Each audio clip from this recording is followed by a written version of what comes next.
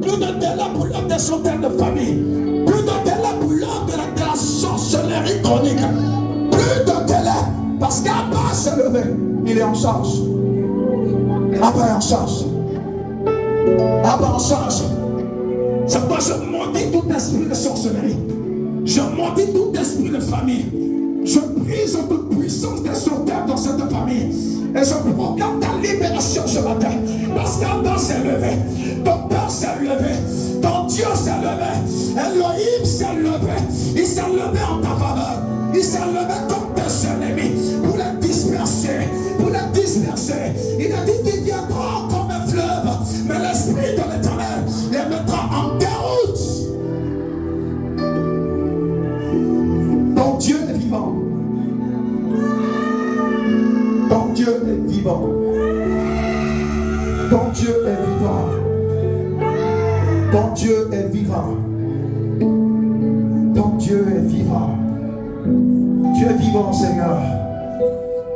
Tu es vivant, Seigneur. Tu es vivant, Seigneur. You are alive, oh God. Tu es vivant. Merci, Saint-Esprit. Ah, mama. Shata, les kato, shabrade. Rakabo, shata. Thank you, Jesus. Hallelujah. Psaume 29, versets 2 à 4. Nous restons dans cette ambiance remplie de la gloire de Dieu. Psaume 29, verset 3 à 4 dit, verset 3 à 4, à partir du verset 2, Psaume 29, à partir du verset 2, il est dit, rendez à l'Éternel gloire pour son nom. Prosternez-vous devant l'Éternel avec des ornements sacrés. Ah, la voix de l'Éternel est puissante. La voix de l'Éternel est majestueuse. Je parle de sécuriser la voix de Dieu ce matin. En juste une trentaine de minutes. Oh my God. Exode 20, 18 dit, je vais lire un deuxième passage, Exode 20, 18. Tout le peuple entendant les tonnerres et le son de la trompette et voyait les flammes de la montagne fumante. À ce spectacle, le peuple tremblait et se tenait dans l'éloignement. Tant que nous ne mourions. Donc le peuple dit à Moïse, toi-même parle-nous. Mais que Dieu ne nous parle pas, parce qu'on a peur de mourir. Et le peuple se tient dans l'éloignement. Dans le psaume 29, 2 à 4 et Exode 20, verset 18. Oh, merci Seigneur. Merci pour ta présence.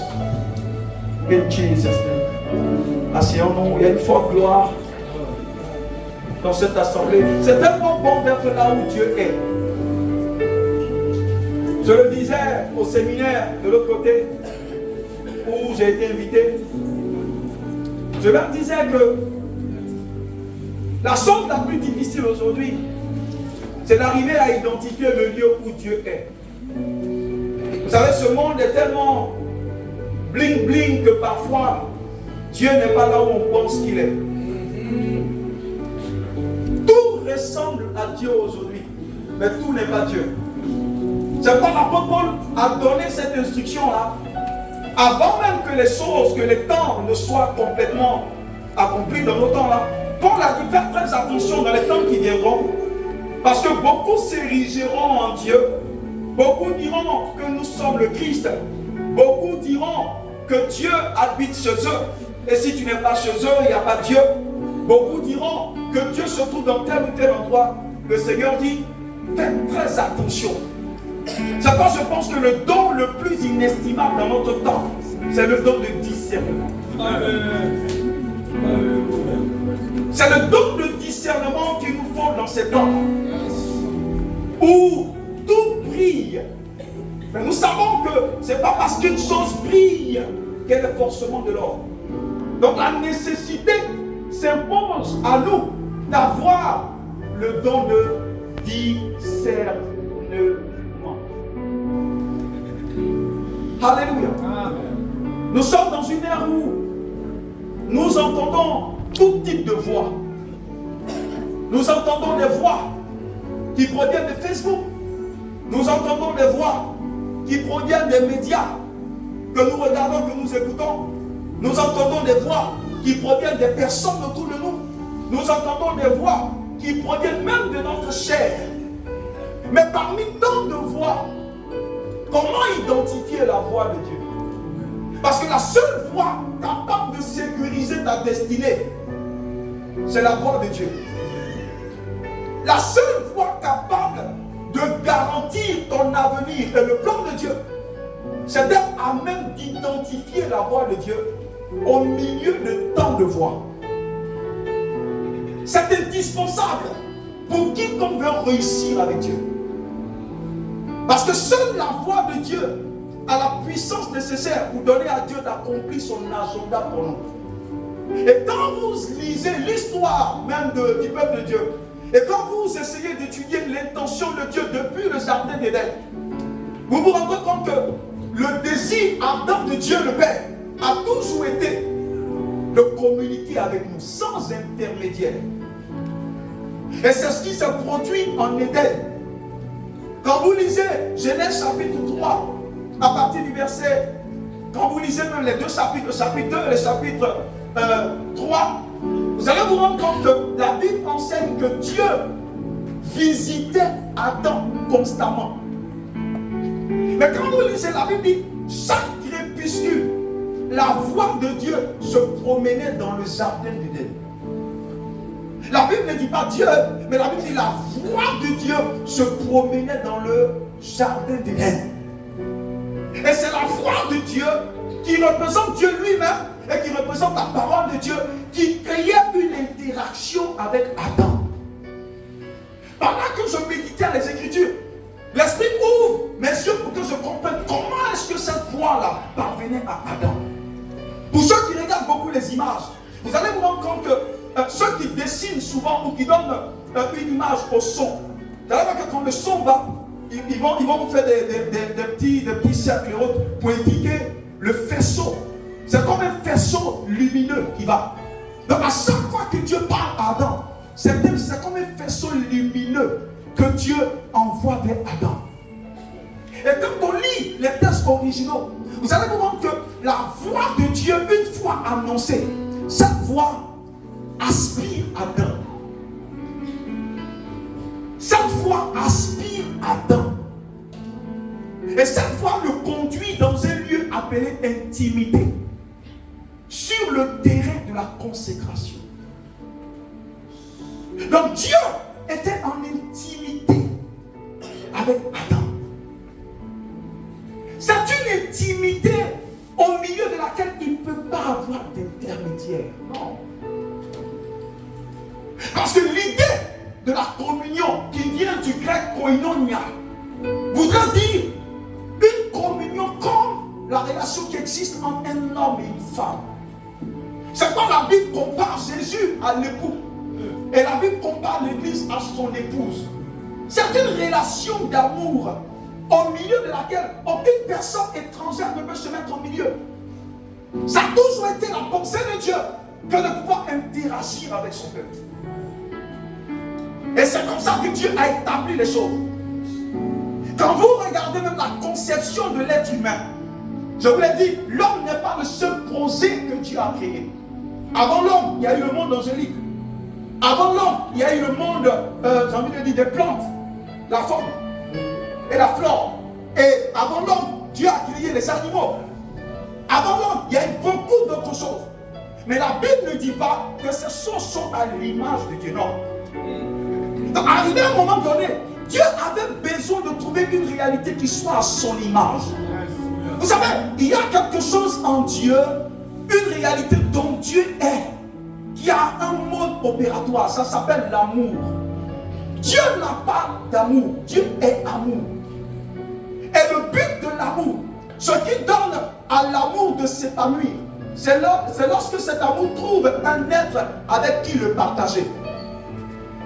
Donc ça veut dire que Dieu étant rempli d'amour, avait besoin de partager cet amour. Sinon cet amour en lui ne serait pas épanoui. que soit l'amour que tu as pour ton chien ne peut pas te donner cet amour en retour. Non, il ne peut pas avoir d'intimité entre le chien et toi malgré ton amour pour lui. Donc Dieu devait trouver un être qui lui était semblable pour pouvoir partager l'amour. L'amour se donne et l'amour se reçoit. Et Dieu pense à cette création qu'on appelle l'homme, qu'il a conçu à son image et à sa ressemblance. Et la civilisation qui est censée régner entre Dieu et son peuple et les hommes, c'est la civilisation de l'intimité. Ça a toujours été le but de Dieu, que d'être intime à son peuple. Et c'est ce qui se passait tous les jours au jardin d'Éden. Il visitait Adam. Et sa voix parvenait à Adam. Et sa voix l'absorbait. Et sa voix le conduisait dans une intimité tellement profonde qu'Adam et Dieu devenaient un. Jusqu'à ce que la séparation vienne.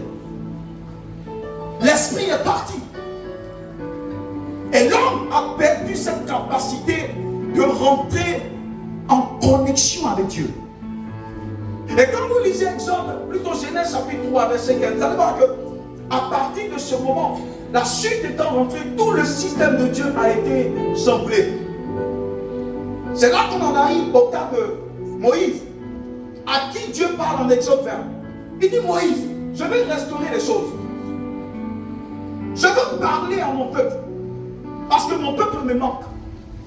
En Éden, j'ai fait l'homme pour qu'il puisse m'entendre, pour qu'on puisse dialoguer. Donc le but de Dieu a toujours été de dialoguer avec toi personnellement.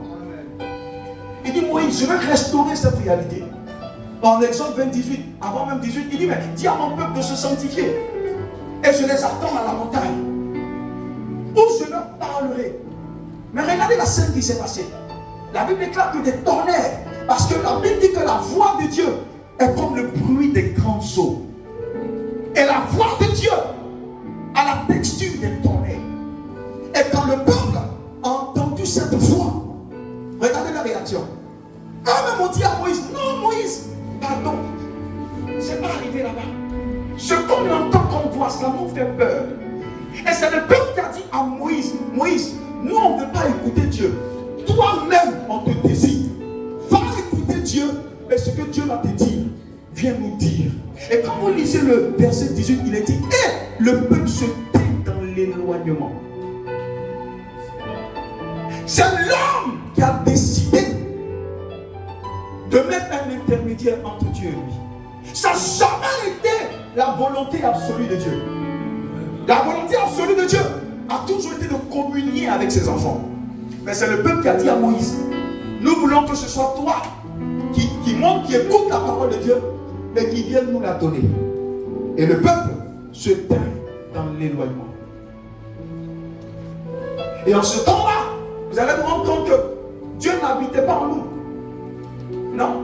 Parce que le vase que nous sommes n'était pas encore nettoyé, lavé, prêt. Et Jésus n'était pas encore mort à la croix pour que le voile soit déchiré, pour que notre corps, notre temple devienne à nouveau l'habitat et la maison de Dieu. Non. Donc Dieu ne pouvait pas communier dans une certaine dimension avec nous. Mais quand Jésus est venu, la Bible déclare que le voile est déchiré et l'Esprit de Dieu aujourd'hui habite en nous. Donc ça veut dire quoi? Ce que Dieu ne pouvait pas faire dans l'Ancien Testament, dans la Nouvelle Alliance, Dieu attend qu'on puisse communier avec lui. Dieu attend qu'on puisse lui parler, qu'il puisse nous parler sans un intermédiaire. Amen. On ne peut pas dire à quelqu'un qui a l'esprit en lui que l'Esprit de Dieu ne te parle pas. La chose la plus importante pour nous, c'est de réussir à sécuriser la voix de Dieu. Amen. Oh, c'est la chose la plus importante dans la vie de Dieu. Parce qu'il y a des choses qu'aucun prophète ne pourra te dire, quelle que soit son acuité prophétique. Parce que 1 Corinthiens 2, verset 10 nous dit qu'il y a des choses en Dieu qu'on appelle des choses profondes. Ces choses profondes-là, sont les choses qui déterminent ton avenir. Dieu ne peut pas permettre que quelqu'un à côté de toi connaisse tout de ton avenir. Parce que celui qui maîtrise ton avenir peut te faire un chantage sur ton avenir. C'est pourquoi même Satan ne comprenait pas le mystère qu'Abba a caché avant les temps. Le diable ne savait même pas qu'en allant crucifier Jésus, il était en train d'aider Jésus. S'il le savait, il ne l'aurait pas crucifié. Donc ça veut dire qu'il y a des choses que le diable lui-même n'arrive pas à capter. C'est des choses en rapport avec ton livre d'ordination. C'est pourquoi tout ce que le prophète peut te dire, c'est ton numéro de téléphone. Tout ce qu'il peut te dire, quand les yeux sont remplis d'esprit de divination, c'est le caleçon qui peut dire. Parce que ça, les yeux du Saint-Esprit ne peuvent pas aller là-bas. Le Saint-Esprit ne peut pas regarder le dessous d'une femme. Souvent, par le type de prophétie que tu reçois, tu peux déterminer quel esprit motive cette prophétie. Parce que, écoutez-moi, il y a une différence entre ce qui est vrai et la vérité. Ce qui est vrai peut être une réalité, même inspirée par un esprit de python. Ceux qui ont accosté Paul, lui ont dit, mais celui-ci, la dame qui avait l'esprit de python, elle a dit, mais celui-là, c'est un grand homme de Dieu. Ce qu'elle a dit est vrai. Mais ce qu'elle a dit n'est pas la vérité. Donc le vrai ou la vérité est fonction de l'esprit qui motive. Elle était animée de quoi? D'un esprit de python. C'est pourquoi un prophète n'est pas de Dieu juste par l'exactitude de la prophétie. Un prophète est de Dieu lorsque tu textes son caractère et que son caractère est aligné sur la vie et la parole de Dieu. Voyez comment notre génération est en perte de repère. Parce que tout ce que nous jugeons, c'est les œuvres et non l'esprit. Un jour, devant les pharisiens, Jésus avait fait un miracle. Et tous ont vu le miracle. Le miracle était correct, authentique. Mais les pharisiens ne s'arrêtent pas parce que tu as fait un miracle. Ils disent, mais avec quelle autorité? Quelqu'un a fait un miracle. Il est évident. Ils disent non, non. C'est pas parce qu'il y a un miracle qu'on va s'arrêter dessus. Parce qu'il y a Jeannette et Jean-Bresse qui ont aussi, à partir des bâtons, fabriqué un serpent. Donc ce n'est pas par ton miracle qu'on peut savoir si tu es de Dieu ou pas. C'est par ce qui est derrière que tout le monde ne voit pas. C'est pourquoi pour juger du prophétique d'une personne, pas dans sa vie. Parce que celui qui a l'esprit de Dieu, il a la culture de Dieu. Amen. Tu ne peux pas prophétiser exactement et puis avoir une vie impudique. Tu ne peux pas prophétiser avec acuité quand tu couches avec toutes les filles de ton église. Ça veut dire que l'esprit qui est derrière n'est pas l'esprit de Dieu. Quand tu as l'esprit de Dieu, tu as la culture de Dieu. C'est pourquoi Jésus a dit, vous là, si vous étiez les fils d'Abraham, vous ferez ce que Abraham a fait. Nous sommes dans une saison dangereuse. C'est pas la Bible dit en Daniel 11:32. Ceux qui connaîtront leur Dieu. Je connais beaucoup de vies qui ont été détruites par des prophètes. Beaucoup de vies, beaucoup de familles divisées par des prophètes. Beaucoup de destinées brisées par des soi-disant diseurs de bonne aventure. Celui qui a l'esprit de divination, il ne prophétise pas. Il dit de bonnes aventures. C'est comme un marabout.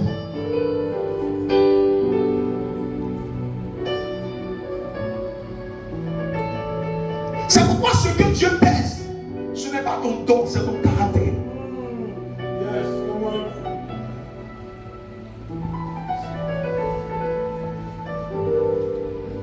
Discerner la voix de Dieu. C'est ta seule garantie pour t'en sortir dans cet temps. Parce qu'il y a trop de voix. Même il y a un évangile que j'appelle évangile africain, qui a été très mauvais évangile. Je l'ai appelé africain, pourquoi? Parce que c'est un évangile qu'on n'entend pas partout. Mais en Afrique, surtout principalement en Côte d'Ivoire, c'est une plaie. Vous allez voir certains se lèveront et diront que C'est la voix des pères qu'il faut écouter. Je suis d'accord avec le respect des pères. Mais les pères ne sont pas Dieu. Non, faut qu'on soit clair. Il y a 20 ans en arrière, on n'entendait pas ce type d'évangile. Nous avons les pères qui sont des pylônes et des colonnes de la vérité ici en Côte d'Ivoire. Et ils n'ont pas donné cet évangile. On ne peut pas dire au peuple, écoute le Père, parce que la parole du Père est la parole de l'évangile. C'est un mensonge. Parce que le Père, il est faillible. Comment savoir que la parole du Père est la parole de Dieu? C'est pourquoi, écoutez-moi bien, un homme de Dieu qui te rencontre, il viendra toujours confirmer ce que Dieu t'a déjà dit. Amen. Yes. Amen. Non, ne prenez jamais la parole de l'homme de Dieu, même si c'est moi. D'abord, au premier degré, allez prier. Parce qu'un homme de Dieu peut donner sa pensée et sans la pensée de Dieu. C'est pas parfois quand j'interviens, je vous dis, si c'est prêché là, il y a tous les messages qu'on peut prêcher facilement. Mais le plus difficile, c'est de réussir au moment où Dieu me prêche, de transcrire la pensée de Dieu. C'est ce qui fait que la chose devient difficile. C'est pourquoi on ne prêche pas de manière mécanique, sinon tu deviens un professionnel de la prédication. Un professionnel de la prédication, il n'a pas forcément besoin d'être un homme de Dieu. Un homme de Dieu, ce n'est pas quelqu'un qui prêche. Un homme de Dieu, c'est quelqu'un qui a le caractère de Dieu. Amen. Alléluia. Entendre la voix de Dieu est capital pour nous. S'il faut écouter les paroles des pères, est-ce que le Père s'est trompé? Vous imaginez le nombre de personnes qu'il trompera aussi. Il n'y a pas longtemps au Nigeria, je crois que l'un des pères avait fait une bombe. Il avait dit une contre-vérité. Et c'est quelqu'un qui avait une haute position dans le domaine ecclésiastique au Nigeria. Et l'apôtre Aromé s'est levé, il a corrigé. Il dit non, tu es père, on te respecte, mais tu n'es pas Dieu. Non, tu n'es pas Dieu. Et en Côte d'Ivoire, ça va changer. Même si on nous traite de rebelles, ça va changer. Parce que personne n'est au-dessus de la parole. Personne n'est au-dessus de la parole. Personne n'est au-dessus de la parole. Personne n'est au-dessus de la parole. Personne n'est au-dessus de la parole. Il a dit non, ce que tu as dit n'est pas correct. Parce que si tu mets une erreur dans les cœurs, à cause de ta position, ton erreur fera beaucoup de dégâts. Parce qu'on dira comme c'est lui là, c'est que c'est vrai. Mais si c'est faux. C'est pourquoi, frères et sœurs, si tu ne sécurises pas la voix de Dieu, dans cette saison, tu es fichu. Non.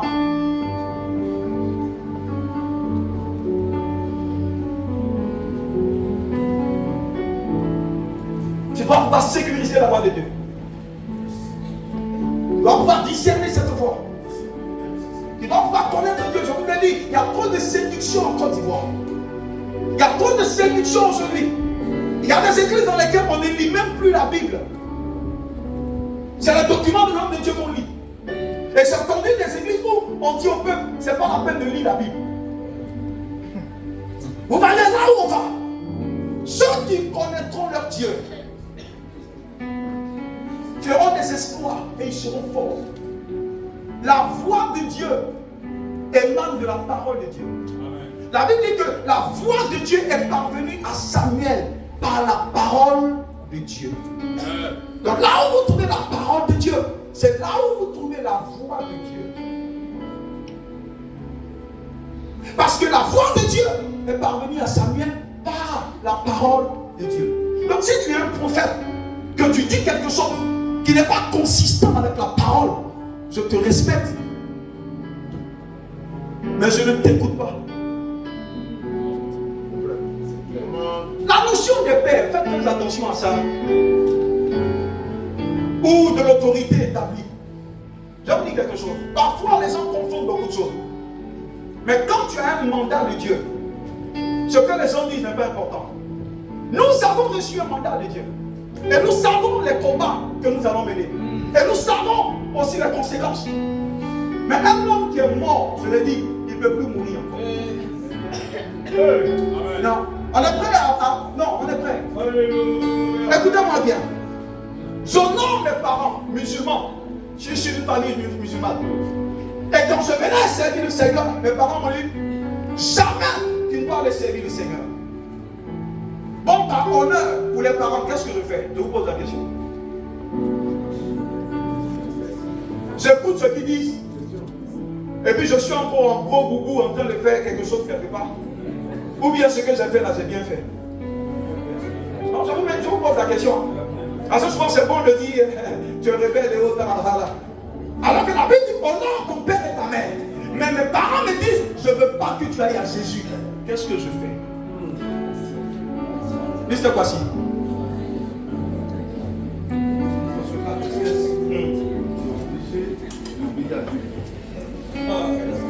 Dans ce cas d'espèce, tu es obligé d'obéir à Dieu. Parce que c'est Dieu qui t'a béni. Bien quand même que Dieu dit honore ton père et ta mère, mais lui, Dieu, il est au-dessus de nos parents. Amen. Donc tu dois respecter Dieu et obéir à Dieu. Merci beaucoup, merci. Voyez cet exemple-là. Parce que parfois, quand les gens parlent, ils ne savent pas d'où tu viens. C'est vrai. Ils ne savent pas ce que tu as bravé pour être là. Si on a pu braver ce qu'on a bravé pour être là, il n'y a pas quelqu'un qui peut nous arrêter. Parce qu'il n'y a pas un pape qui est supérieur à Jésus. N'est-ce pas si vous voyez? Donc ça veut dire que la parole de Dieu est au-dessus de la parole des pères. Nous respectons les pères, mais vous n'êtes pas Dieu. Amen.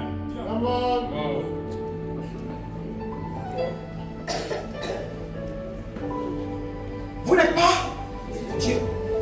Et puis n'oubliez pas, vous savez, il y a eu tellement de manipulation dans ces 20 dernières années. Je lis beaucoup certains livres. Celui qui écrit le livre, il écrit par rapport à ce qu'il annonce. La loyauté et la déloyauté de ce livre-là. Je respecte celui qui l'a écrit. Mais il l'a écrit avec une intention derrière. Nos pères africains, il y en a beaucoup de bons, mais beaucoup travaillent par la manipulation. Parce que notre loyauté va à l'autorité supérieure. Et puis quand tu écris sur la loyauté, il y a un aspect philosophique qu'il ne faut pas oublier. La loyauté se motive. Amen. Parce qu'on est tous allés à l'école. Quand on lit, on n'avale pas tout. Quand tu dis à un enfant, maman, quand tu dis à un enfant, respecte-moi, c'est pas parce que tu lui dis qu'il te respecte. Sois respectable. Et puis il va te respecter. Amen. Si vous voyez un peu. Donc on ne peut pas fustiger les enfants et dire soyez loyaux, soyez loyaux, soyez loyaux. Mais les pères, qu'est-ce qu'ils font pour mériter la loyauté des enfants? Ah, c'est pas bien. On ne peut pas manipuler cette génération, c'est fini ça. On ne peut pas manipuler cette génération, c'est fini. C'est fini. La séduction, c'est fini. Notre loyauté va à l'autorité supérieure. Et on te dira, non mais Dieu ne peut jamais parler à toi, c'est à ton père qui parle. Mais c'est de quel évangile on parle? Mais attends, j'ai l'impression qu'on nous prend pour des idiots. La Bible est entre nos mains. Nous avons tous la Bible. Pourquoi lire un côté des Écritures et laisser l'autre côté? Mais tout le monde n'est pas bête. Et le plus souvent, il reste dans l'Ancien Testament. Je suis d'accord avec. Allons même dans l'Ancien Testament. Vous dites que Dieu ne parle pas aux enfants. Mais il y avait Élie, le sacrificateur, et il y avait Samuel. Ils n'ont jamais pris ce passage un jour. Parfois, parce que vous savez, par respect, tu te tais. Mais parfois, ils doivent comprendre que ceux qui sont devant eux là, ce sont des fils, mais ce ne sont pas des enfants. Amen. Un père ne doit pas manipuler la parole en sa faveur. Tu n'es pas Dieu. Parce que de même que je me cherche, c'est comme ça toi aussi tu me cherches. Amen. Dieu a vu Élie, le grand sacrificateur.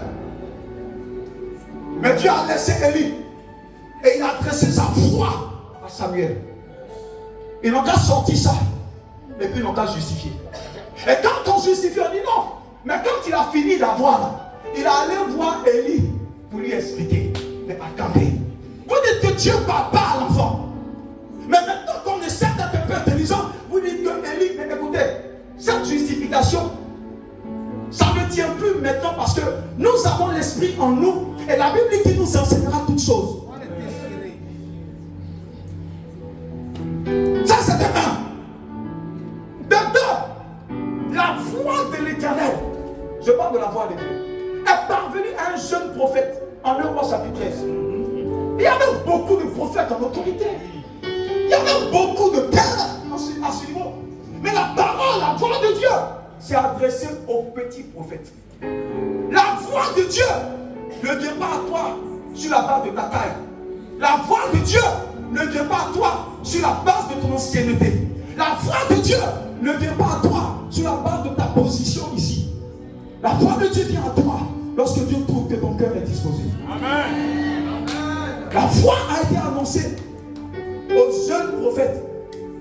Le Seigneur lui a dit, va dans tel endroit où se trouve Jéroboam, et voici les mots que j'ai mis dans ta bouche pour détruire cet hôtel. Le jeune prophète est parti. Il a fini la mission. Dieu lui a parlé. Mais il y a un vieux prophète qui arrive. Et le vieux prophète dit, j'ai vu un ange qui m'est apparu. Et voici ce que cet ange a dit. Il a dit, le jeune prophète lui a dit, Dieu m'a dit non. Et le vieux prophète dit, si un ange m'est apparu. Le jeune prophète a suivi le vieux prophète. Chez lui à la maison. Quand il a fini de manger sur le vieux prophète, le vieux prophète même qui l'a détourné, Dieu commence à parler au travers de ce vieux prophète. Pour dire, je t'ai donné une instruction. Et parce que tu n'as pas suivi, tu as écouté la voix du vieux prophète, tu n'arriveras pas dans ton village.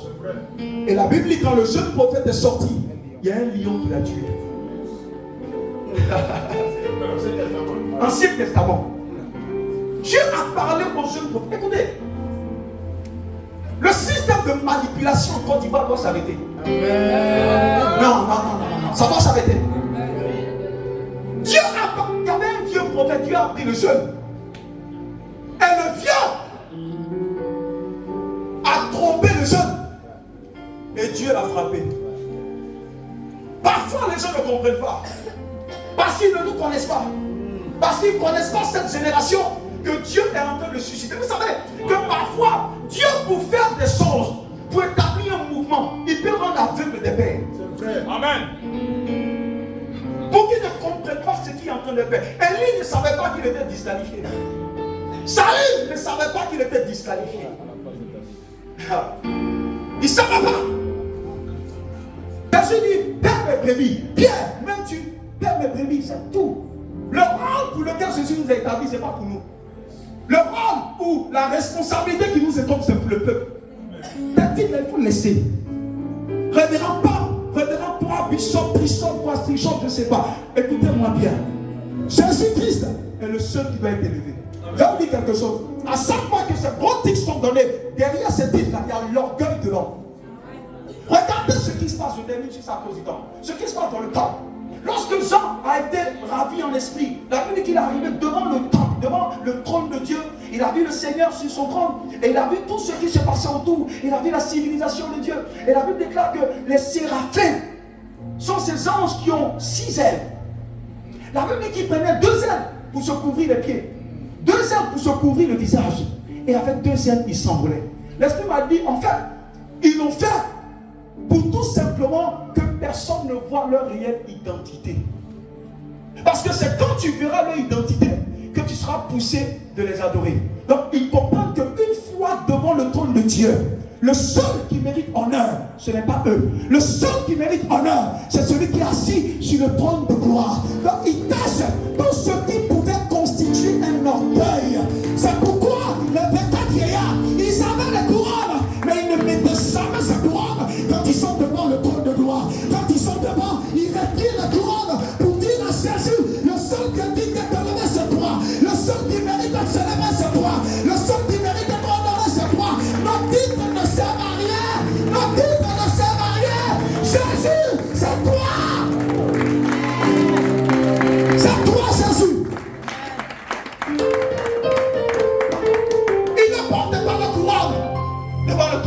La Bible, il jetait la couronne. Tout ce qui pouvait constituer l'orgueil, il le jetait. Et nous avons la papauté dans la maison de Dieu. Au point où on ne voit même plus Jésus. C'est de la sorcellerie charismatique. Jésus doit être élevé dans son église. Jésus doit être intronisé à nouveau. Nous devons mettre Jésus à sa place et bouter hors de son peuple les imposteurs.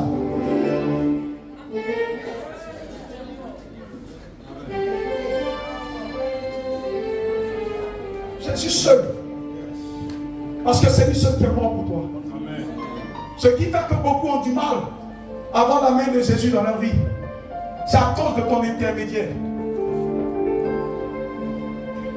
Parce que tu n'as pas encore vu Jésus. Tu n'as vu que ton intermédiaire. Aucun intermédiaire ne peut changer la vie de quelqu'un. Ta destinée, écoute-moi bien, ta destinée n'est jamais dans la main d'un homme. C'est un mensonge. Amen. Comment Jésus peut-il mettre ta destinée dans la main d'un homme, quel que soit son titre? C'est Christ qui est mort pour toi. C'est lui qui a sécurisé dans son livre d'ordination ta destinée.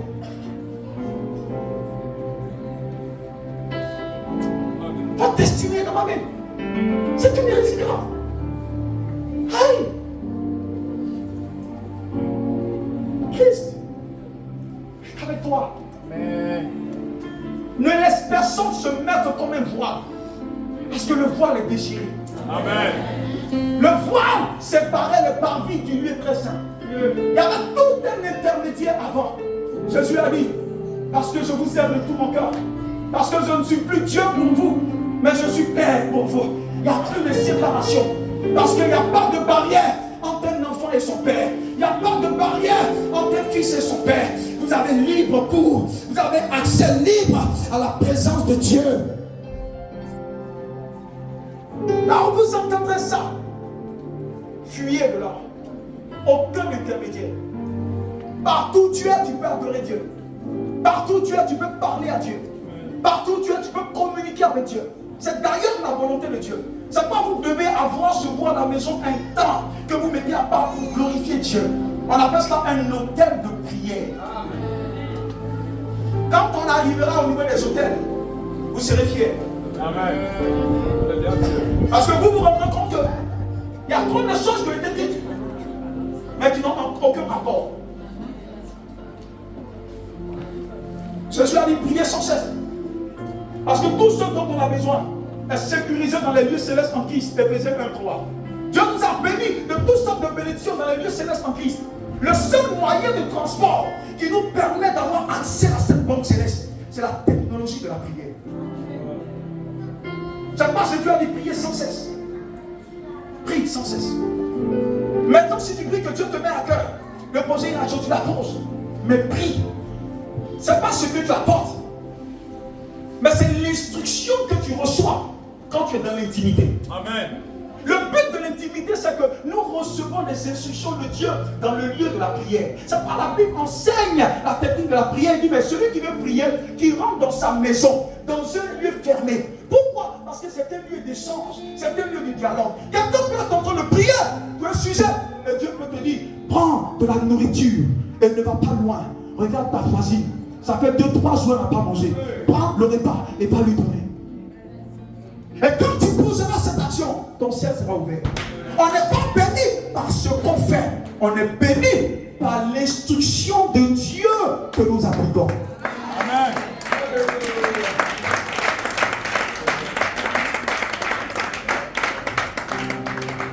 Tu peux être en train de prier. Dieu te dit, mais tu es venu à l'église, tu lèves la tête, tu vois une soeur. Et l'Esprit te dit, tu vois, elle a un besoin, elle est là. Quand tu es consacré, la voix de Dieu en toi est trop forte. Amen. Tu vois la soeur, tu vois que l'Esprit maintient tes regards. Tu vois, l'Esprit maintient tes regards. En fait, Dieu est en train de te parler. Dieu ne te parle pas forcément comme je te parle. Dieu ne parle pas français. Dieu ne parle pas anglais. Dieu parle esprit. Jésus a dit, mes paroles sont esprit et vie. Dieu nous parle par l'intuition. Dieu nous parle par l'élan de notre cœur. Dieu nous parle par la conviction. Tu es venu, tu as vu une soeur, tu ne pensais même pas à elle. Mais tu as vu qu'elle est habillée bizarrement. Et tu t'en vas, tu n'as pas pensé à elle. Mais tes pensées sont sur elle. Tu arrives à la maison, tu es en train de faire tes pensées viennent sur elle. C'est quel langage de Dieu pour te dire, elle là. millions. Tu vas prendre ce que tu peux prendre à l'issue de l'homme de Dieu. À l'issue du public. Tu rentres chez elle à la maison. Je suis venu te voir. Le Seigneur nous dit de te donner temps. Tu n'as pas idée de ce que cela ouvrira en termes de porte pour toi. Écoutez-moi bien. Dieu répond à l'obéissance. Dieu ne répond pas à la prière, mais Dieu répond à l'obéissance de la prière. C'est différent. Parce que quand tu pries, la prière peut te donner de recevoir une instruction divine qui vient comme une lumière que tu reçois à l'intérieur, une pensée forte. Donc Dieu n'exaucera pas ta prière, mais l'instruction qui est issue de la prière, sur laquelle tu marches, c'est ce qui sera le fait générateur qui poussera Dieu à ouvrir des portes devant toi. C'est pas forcément dans tout où Dieu va te dire prends, viens mettre ça à l'hôtel ici. Dieu peut te dire pars à l'hôpital, prends ce colis et donne-le à cette femme qui vient d'accoucher.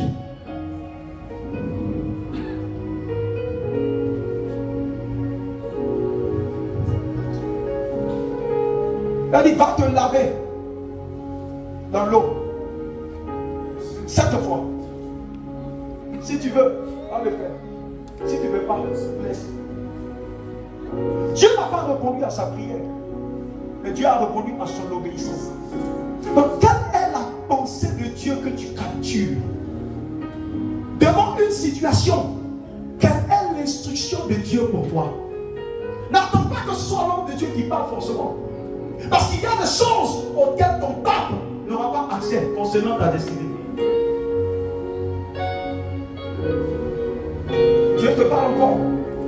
Et pendant que je parle, Dieu est en train de te parler. Tous les jours, tu sais qu'il te parle. Et tu dis quelque chose m'a dit. Parce que tu n'as pas pris le temps de durer assez dans le lieu de l'intimité pour apprendre à distinguer sa voix au milieu de tant de voix. Quand l'enfant dure dans le sein de sa mère, même 10 000 mamans, quand il entendra la voix de sa maman, il saura que c'est là, c'est ma maman. Parce que la voix dans laquelle tu as trop duré, que tu as connue, tu la reconnaîtras parmi plusieurs voix. Quelle voix de Dieu est-ce que tu sécurises? Parce que la voix de Dieu que tu sécurises, à laquelle tu obéis, est ce qui souvent te sortira des problèmes auxquels tu n'as même pas idée.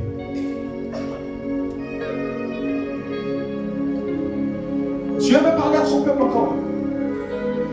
Dieu veut parler à son peuple. Apocalypse 22, verset 17 dit, l'esprit et l'épouse disent, viens. C'est une affaire d'intimité. Cantique des Cantiques, chapitre 1, verset 4 dit, j'entraîne ma fiancée dans le lieu secret. Christ est le fiancé. Et nous sommes la fiancée. Dieu veut nous voir dans le lieu de l'intimité.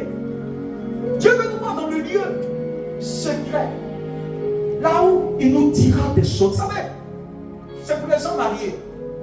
Quand vous êtes dans l'intimité avec votre épouse, les mots n'ont plus de sens. C'est pas la Bible parle de soupir. Comme il y a des enfants ici, on va faire ça. Mais c'est un langage. La Bible dit les mots. Et pourquoi le Saint-Esprit parle de soupir? Parce qu'il y a un domaine où la parole ne sert à rien. Parce que quand la bouche parle, ça fait du bruit. Mais quand le cœur parle, il n'y a pas de bruit. C'est le gémissement, les soupirs. Personne ne peut m'empêcher d'adorer mon Dieu. Personne ne me privera de cette présence glorieuse. Personne ne me privera de sécuriser la voix de Abba. La voix de Abba est tout pour nous. La voix de Dieu est tout pour toi. Amen. La voix de Dieu est tout pour toi. Amen. Tu dois apprendre à discerner cette voix. Amen.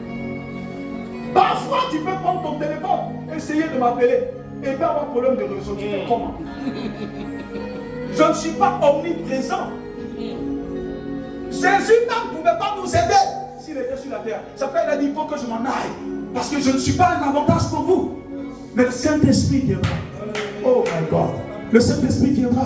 Et le Saint-Esprit ne sera pas seulement sur vous, mais il sera en vous, sur vous et dans votre environnement. Et qu'est-ce qu'il a dit ensuite? Jean 16, il dit, il vous parlera. Il vous dira toutes choses le concernant. Jésus dit, le Saint-Esprit te dira toutes choses. Pourquoi des hommes veulent se diriger en Saint-Esprit?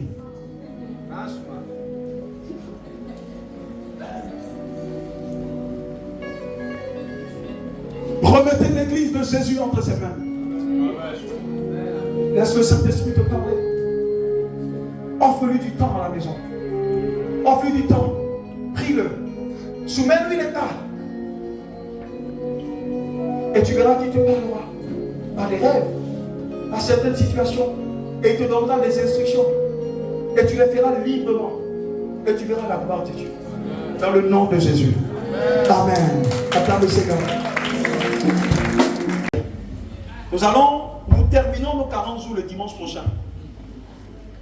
C'est un rendez-vous à ne pas manquer. 40 jours de jeûne, ce n'est pas du jeu. Amen. Mais tous ceux qui l'ont fait, ou même ceux qui n'ont pas eu la force de le faire, mais qui ont fait un peu quand même, que cette semaine soit pour nous une semaine décisive. C'est pourquoi cette dernière semaine est le dernier tournant pour nous, parce que la fin de toute chose vaut mieux que son commencement. Donc mercredi, jeudi, vendredi de 18h à 20h30, 21h, nous aurons un séminaire spécial dont le thème est l'onction qui brise le jour. Je veux vraiment pour tous ceux qui n'ont pas pu venir, d'être là en ces 3 jours. Alléluia. Même ceux qui sont venus, c'est bon que toute l'église soit là. Je vous l'ai dit, Dieu ne peut pas te bénir s'il ne te voit pas. Parce que tous ces programmes qu'il fait, il le fait pour visiter le peuple d'une certaine dimension. Donc mercredi, jeudi, vendredi, nous serons tous là, tous ces jours-là, de 18h à 20h30, 21h, pour ce séminaire intitulé l'onction qui brise le joug. Soyez là et Dieu nous bénira ensemble. Invités. Et le dimanche prochain sera pour nous l'apothéose, c'est la fête. Donc dimanche prochain de 8h à 13h ou midi, nous serons ici, c'est la fête. Et nous allons venir nous réjouir dans le Seigneur et Dieu nous bénira. Donc pour le dimanche prochain, c'est bon que nous puissions faire en sorte que nous soyons vêtus de blanc. Puisque c'est le dernier jour, trouvez des tenues blanches et venez, nous allons bénir le Seigneur. Et à la fin, Dieu nous fera la grâce de partager quelque chose ensemble. Et je voudrais demander également à tous ceux qui ont reçu, qui ont des témoignages, il y en a beaucoup, plusieurs avaient demandé à rendre ces témoignages, mais compte tenu du temps, on n'a pas pu les rendre correctement. Je voudrais que le dimanche prochain, il y ait une lucade, même si ça doit faire 45 minutes, parce qu'il y a eu beaucoup de témoignages. C'est bon, ça édifie. C'est bon et ça fait du bien aux autres. C'est bon parce que ça booste aussi la foi des autres. Donc, enregistrez-vous dès aujourd'hui pour les témoignages. Et dimanche prochain, vous serez là et vous allez parler des bienfaits du Seigneur. Et pour cette dernière semaine, à compter de ce soir même, de minuit à 1h du matin, ils vont vous donner les différents sujets. C'est bon que nous soyons en unité dans la prière. Sur ces 12 sujets qui vous seront donnés, nous les avons entamés depuis le début de ce jeûne. Mais de minuit à 1h du matin, cette semaine, priez fortement sur la base de ces sujets-là. Et le Seigneur nous bénira. Cette semaine est pour nous une semaine extraordinaire. Alléluia. Donc ne l'oubliez pas, jeûnez. Dimanche prochain, on a l'apothéose. En semaine, nous avons le séminaire, l'onction qui brise le joug. Et puis les nuits, levez-vous et priez, quelle que soit la fatigue. Et surtout, cultivez cette intimité avec le Seigneur. Que Dieu vous bénisse. Au nom de Jésus. Amen.